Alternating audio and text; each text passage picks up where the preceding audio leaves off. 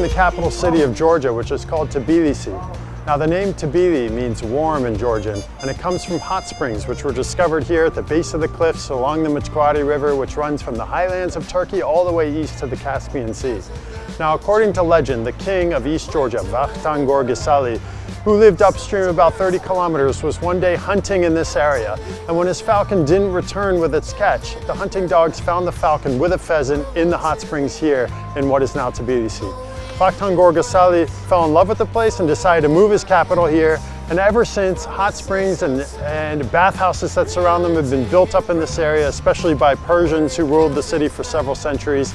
Behind me you can see one of those bathhouses, and around many more. This is one of the iconic places to visit in Tbilisi.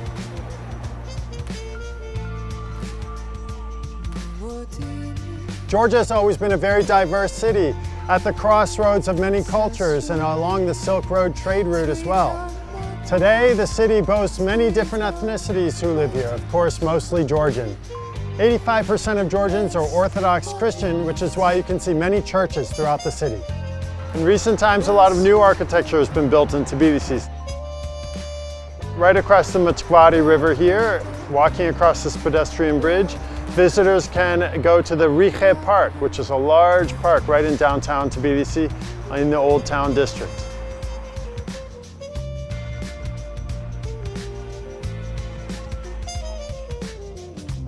The Georgian language is called Kartuli and is not an Indo-European language. It's only related to 3 other close languages called Laz, Megrelian, and Svan.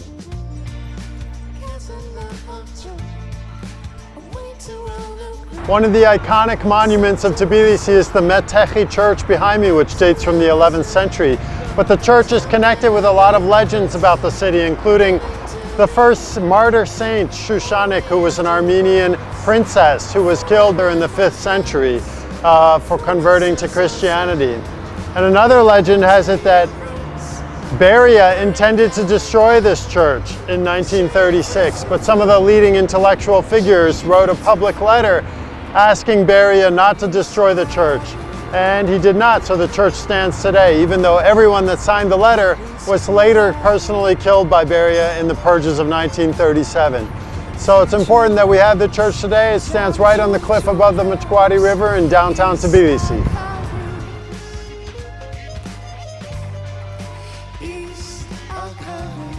The geology of Tbilisi is quite interesting, as this area used to be part of an inland sea connecting the Black and Caspian Seas. Nowadays we have layers and layers of mudstone, and from between some of those layers there's natural springs of water that come out right in the cliffs above the Mchkwari River. Here behind me you can see some of this natural water flow, which in the winter months turns into large ice flows, which are quite beautiful.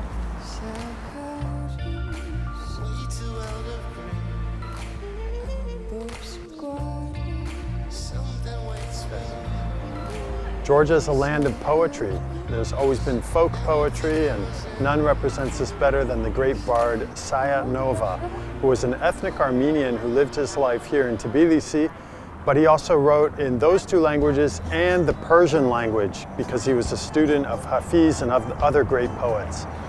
He was killed here in Tbilisi, unfortunately, in 1795, the last time the city was conquered and sacked by Persian nomadic tribesmen that came here. And he's buried right here in a churchyard nearby.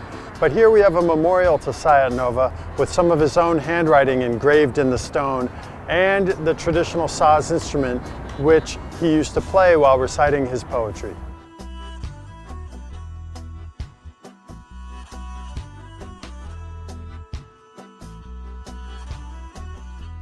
This is Sione Cathedral, which dates from the 14th century, and this is the site where the Patriarch of the Georgian Orthodox Christian Church has presided over services for more than 6 centuries. Here, many important events have happened, many important funerals, and patriarchs are buried here. Many weddings happen here as well. Tbilisi's always been a trading city, and nowhere is this more visible than in the wealth of carpets that one sees in the carpet shops around the city. In the past, carpets were brought from as far east as India and Afghanistan, and in recent times they've been traded throughout the USSR, Dagestan, Chechnya, and indeed many were made here in Georgia. These carpets have been traded all over the world, and the Caucasian carpets are quite valuable in the markets around the world. In this district right here, we have the caravanserai buildings that still exist, where all the traders coming from the east would both live and trade their goods for all of the vendors that would come here from abroad.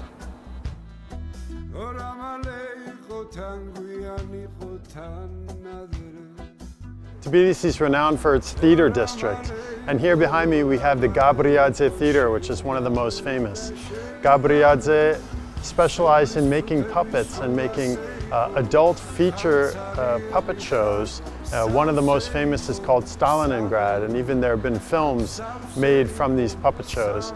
And this has become an iconic place in downtown Tbilisi with this watchtower where people gather on the hour every day to watch homemade puppet angels come out and ring a bell on the hour.